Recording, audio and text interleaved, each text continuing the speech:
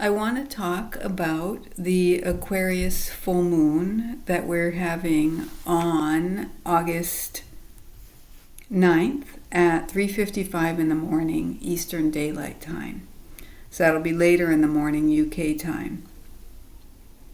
So here is the chart, and you can see there's this house pattern in the chart. It's made up of a mystic rectangle, that's the square, the rectangle that forms the base of the house, and then these two sextiles create the roof. And it's interesting, on the natural wheel, this house is upside down. In different wheels set for different locations, it will be pointing in different directions. But this is interesting, it's kind of facing down. And it's pointing to Uranus in Gemini, the awakener. So metaphorically, we could say the fact that it's pointing down is sort of suggesting things are upside down. And so Uranus, being the awakener in Gemini, suggests that is something we need to pay attention to. We need to be aware of. Uranus is in Gemini. It'll go back into Taurus for a bit, and then it'll return to Gemini. But for now, it's in Gemini. And Uranus, again, the awakener. And so Gemini, our children, awakening to what? Perhaps how we're raising our children, perhaps the conditions in which we're raising our children. There is a natural sextile between Saturn and Uranus happening in this chart. That's an opportunity to awaken to what? The old patterns, Saturn, the old conditioning, the old expectations, the old structures. So do we have structures in place that actually support our children in discovering who they are? Saturn in Aries, who they are. Do we support them in being curious about that discovery? Gemini, curiosity about who they are. So that's one thought that comes to me right away, and I've talked about this theme before, but it keeps coming up, so as long as it keeps coming up, I'll keep talking about it. Mercury, the ruler of Gemini, is in Leo, and I did a whole video on that, talking about this idea of the heroic and how perhaps the heroic is coming to an end, the heroic culture. And the idea of the heroic, in a lot of ways, if we think about Saturn, is about kind of restricting our emotional expression, and sort of through that suppression, denying our right to know ourselves. We harden ourselves so that we can be defenders of a society that isn't, we as humans have created lack of safety in the world, and so we feel we have to defend ourselves against others who are trying to invade us and that sort of thing. And so that need to defend ourselves can wall us off from our own self-relationships. That's how I understand that. So Mercury has been retrograde in Leo, and it's about to turn direct. On August 11th, it's turning direct at 4 degrees of Leo. So it's right now in the degree where it's going to be turning direct. And then it'll go back over this territory. And so we will be integrating what has come through with regard to Mercury. And that's everything, that's media, that's information, that's communication, but that's also our children and how we raise our children. And it's also skill development and craft. And so our skill, we could say, in raising our children. And when I talk about this idea of raising our children, I don't have any kids. So I think about this from the perspective of someone who's done a lot of inner child work. And from that perspective, what I have come to understand is that everybody's truly done the best they know how, but it's the structures and the systems that are in place that prevent us from actually really being able to, in a very general way, to be able to raise children in a way where they truly get to know themselves. And I would argue, astrologically, know thyself. That's actually a Sagittarius edict, but Sagittarius is the final fire sign. So that knowing of oneself starts in Aries, the first fire sign. And if this is not supported, and our efforts to get to know ourselves is not supported, the whole rest of the cycle is imbalanced, is off. And so it's no wonder if we look at Mars, opposite of Leo. Mars rules Aries. In Libra, it's in its detriment, so it's not in its strength here, we can say. By the time it gets around and reaches here, well, it doesn't have that innate strength, and so now it's in the territory of the other, and if it doesn't know who it is, things are going to get pretty imbalanced pretty quickly. And so now we're going to see the shadow side of Mars. And so if we think in terms of one nation and another, then we're going to probably choose battle over diplomacy, that sort of thing. So that's obviously a very strong bias of mine, a very strong perspective that I have, but I'm sharing it because I think it might be helpful. So anyway, Mars and Saturn are both part of this mystic rectangle triangle, this mystic rectangle pattern, and so part of the house pattern too, and they are opposed to each other. So Saturn is in its fall in Aries, and Mars is in its detriment in Libra. These are not strong positions for them, but they provide opportunity.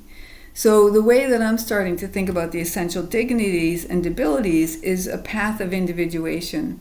So the domicile is where we are in our full strength and we utterly belong. We know our place and we feel utterly in charge and belonging in that culture. And then exaltation is sort of a step down. It's sort of like we belong and we're respected and we're supported, but we no longer have our own independent agency. We have to rely on others. We are in the house of another. We have to follow their rules. We have to do what they say. So it's sort of a step away from that full sort of immersion into being part of the group. And then we go into the minor essential dignities and we have triplicity, and that's where part of a team and we have luck. And it's not, again, so much because of our own agencies as it is we happen to be part of this belonging, but it's not as powerful as it was. These are my ways of understanding it. There are probably other ways to read the essential dignities. So this is just a concept that I'm working with.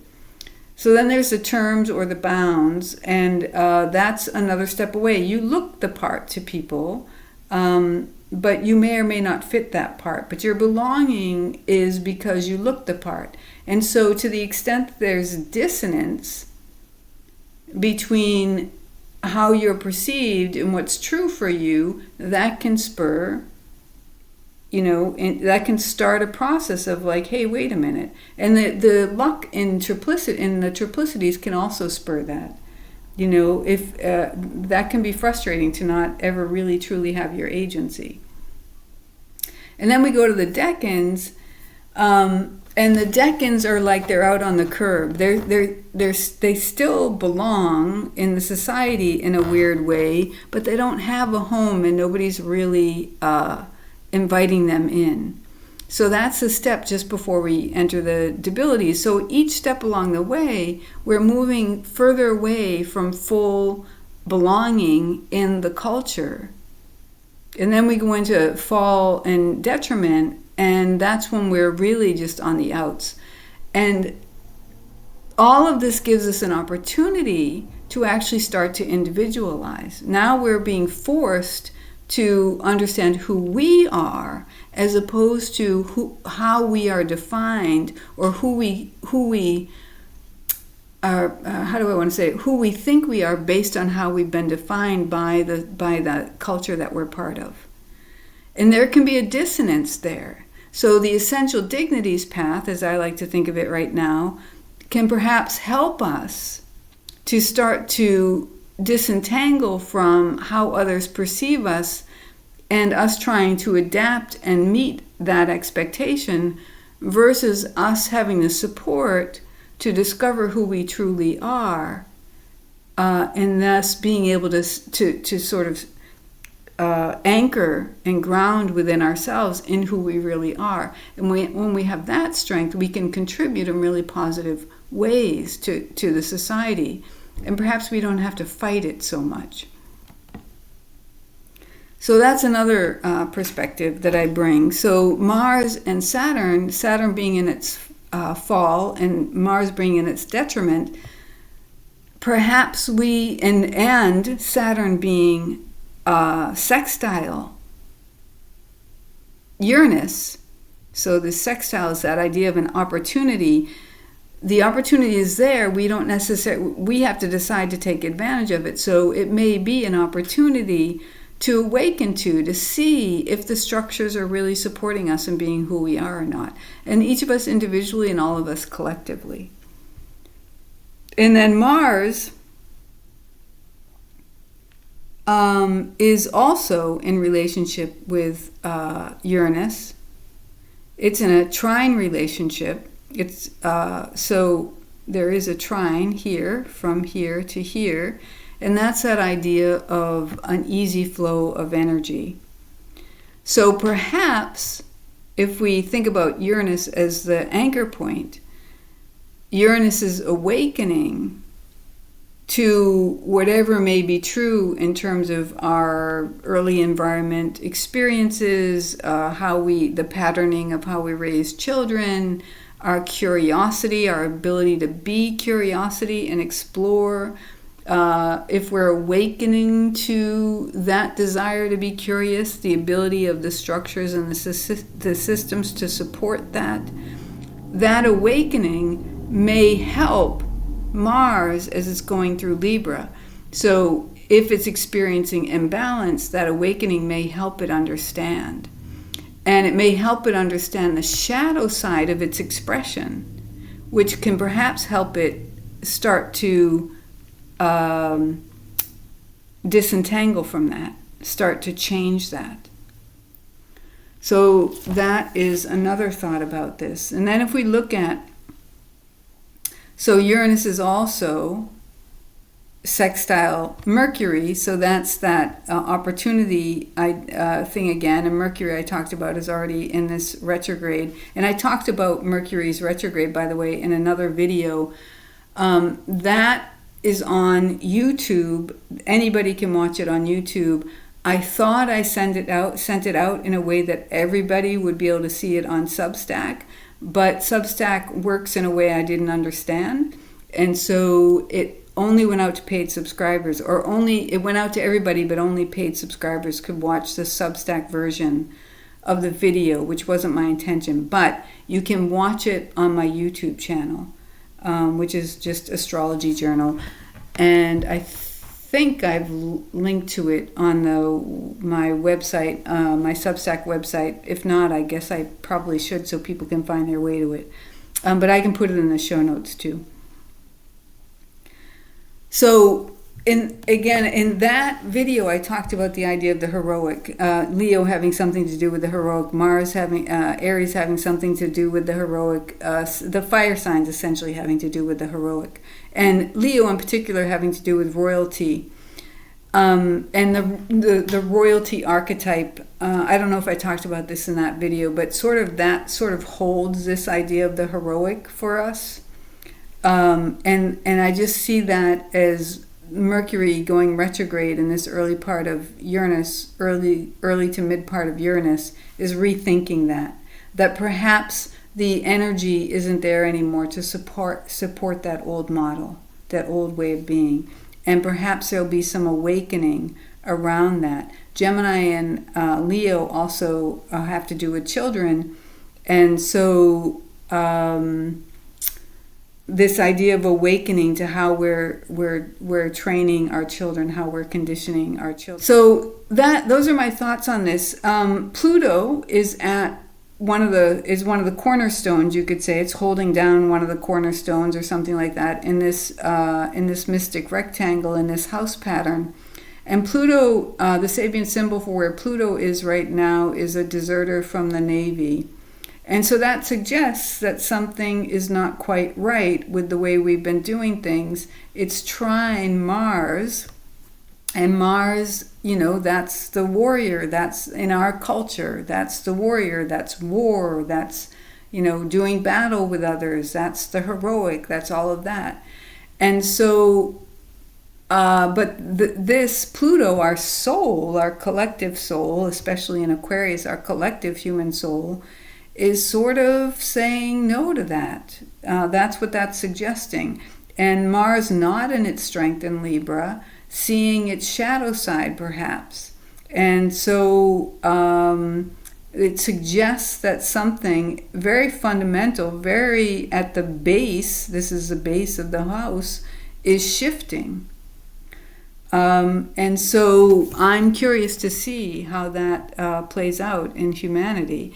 The times suggest that we're moving into an entirely new cycle. We're coming out of the Yuga, the Kali Yuga, and starting to emerge into the Dwapara Yuga, and we're in the upward swing, and so we're sort of moving into more light. And as we move into more light, the shadow that's had its hold on us will start to release more and more. At least that's my way of thinking about it. So here, again, we have this trine, and this is easy flow of energy. So these two are supporting each other in a sense. So that idea that the deserter of the Navy and Mars seeing its shadow side in terms of being in Libra, seeing its imbalance, that suggests that we may be awakening to this. And because we're awakening to it, starting to shift it. Pluto, of course, is in relationship with all of these planets in this house pattern. So it's sextile Saturn, which is an opportunity. Pluto is in Aquarius. That's ruled by Uranus.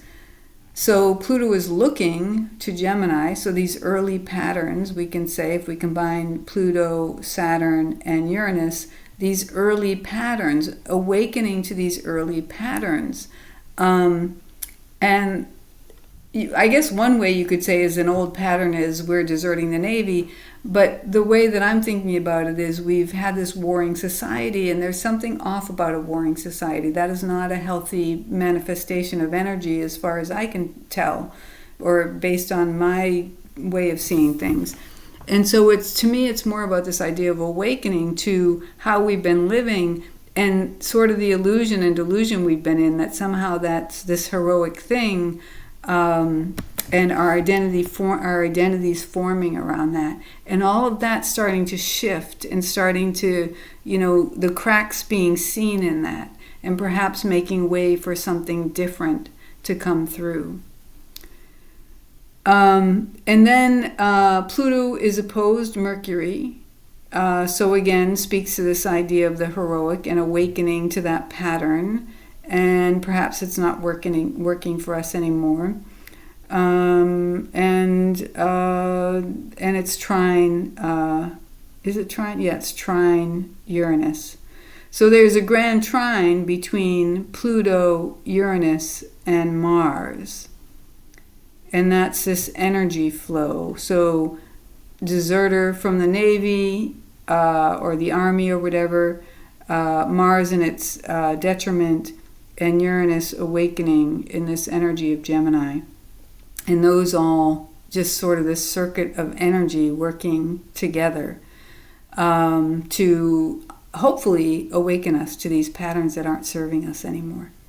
So we can go down. This is just a quick overview of the essential dignities. So we have the sun in its domicile, so it's really strong here. It's interesting though that it's at 16 degrees of Leo. So the second half of Leo, we usually think of Leo as a very outwardly expressive sign, but the way that I'm reading the charts with the phase wheel, I see the second part of Leo being more about integration. And so there's this idea, which we'll see, about choice of what are we going to choose to integrate. There is a choice point for us, I think, at this time. And that's not meant to be anything dramatic. We go through these periods of choice points, so I just see this as part of what this chart is suggesting at this time. So anyway, we'll move on from there. Jupiter is in exaltation. I've talked about that in the past, so it's here, and Cancer in exaltation. I don't include Lilith, but Lilith is at about 15 degrees of Scorpio, and that forms a grand trine in water with Venus and Jupiter here, and then the North Node. So Lilith is really this archetype of what happens when when there's a pattern of a dominance pattern. What does that cause? What does that create? And in a sense, that's part of what we're waking up to. It creates all sorts of distortions. So Lilith goes, fleeing into exile, and then she starts reproducing all of these distorted children, these distorted babies, and when she refuses to go back, she would kill her babies before she went back. And so that is not something wrong with Lilith. That is something wrong with the structures that create this distortion and this deformity. So it's creating a deformity in her, which is creating a deformity in the children, right? So again, this going back to this idea of the structures and the patterns that we're creating, and are they actually serving us? And they don't seem to be. If we keep going to war, it would suggest something is off. And that has been what we've chosen, what we've consistently chosen for the last 6,000 years. And so it's time to change that pattern. It's time to, what is another expression of Mars and Aries? And fundamentally, Mars and Aries have something to do with this question of who am I? And it's this quest, this discovery to have experience so that we can get the feedback, so we understand. So we have the perspective we need, you could say, the experience, frankly, that we need to start to work through this question of I am, which I think we take into Taurus, and then we start asking, well, who am I? Well, what feels good? Who am I? Well, what do I like? Who am I? Well, what are my values? And then we take it into Gemini. So we could say we take the I am, who am I, into all these signs. So Aries being the first sign of the zodiac. So then we go into Gemini, presumably with solid roots, ideally with solid roots and a good solid sense of who we are, a good girth. If we think about a tree, really good roots in the ground, really good girth and stability, and then the branches start to go up in Gemini, and we get buds and the leaves and all of that. We're branching out to what is beyond us, to the spirit above, and making a connection there and starting to understand ourselves through that from a kind of a bigger perspective, and sort of learning about ourselves. As we learn about the outside world, we're also learning about us. But if we don't have those stable roots and that stable trunk, we can be thrown off and overwhelmed and toppled over in Gemini, because it's just too much coming at us all at once, and we can't synthesize that and process that. We have to have a sense of who we are. And so we have to have the Aries function having had worked well, and the Taurus function having had been able to do its work, so that when we enter Gemini, we can pick and choose what we're paying attention to because they're relevant to us. So I may decide I want to be a doctor. So when I get into Gemini, I'm more interested in information about being a doctor, and I'm not paying attention to a whole lot of other things. I might, on some level, but I understand my root and my gift and what I can potentially, what's here for me to become curious about and learn and contribute my piece of the puzzle, if that makes sense. So anyway, then we have Mars in Libra. That is in its detriment. We can see that here. And the Saturn is in its fall here in Aries. And then triplicity, Saturn, Venus, and the Sun are all in triplicity. So this idea of teamwork And I was talking about the whole Essentials Dignity path as about this idea of a progressive individualization path. But we can, and so we can also think of triplicities, though, as it is about working in a team. And the question is the team helping us come to know ourselves, or is it asking us to become something we're not in order to belong?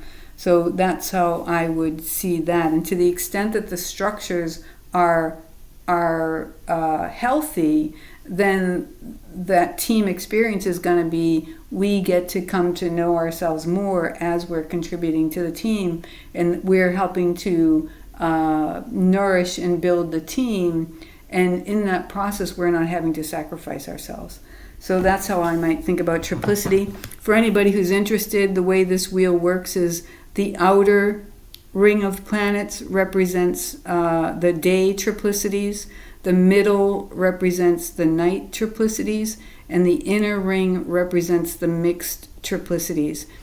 In a natural wheel chart, I'd say it doesn't really matter so much, although technically the sun is beneath the horizon, so it would be a night chart.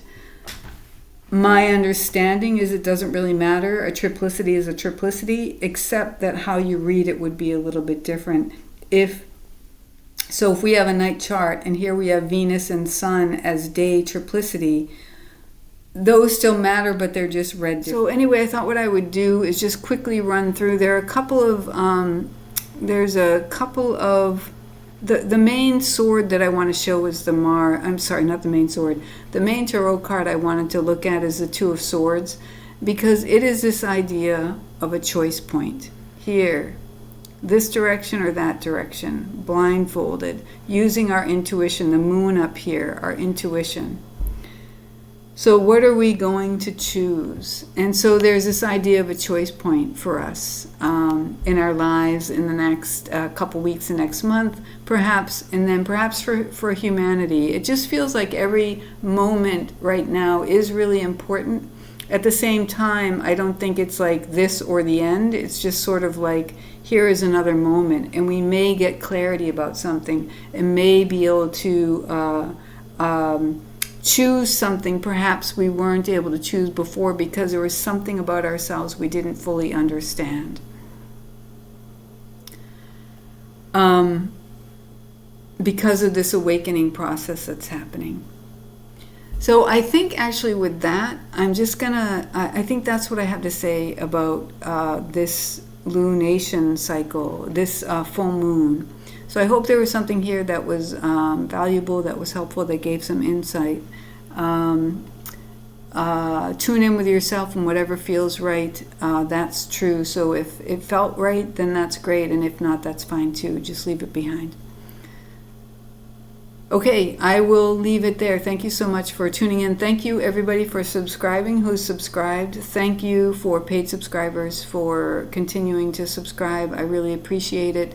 It means a lot, and I will come back in the next video for the new moon on, I think it's the 23rd or something like that, and that's when you'll hear from me next. Okay, take care. Bye.